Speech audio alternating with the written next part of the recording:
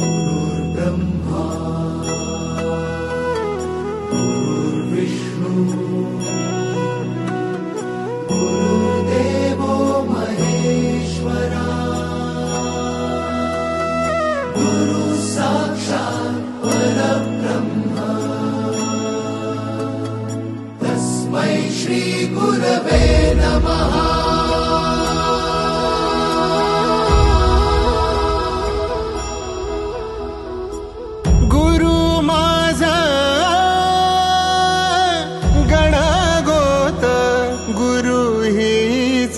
माऊली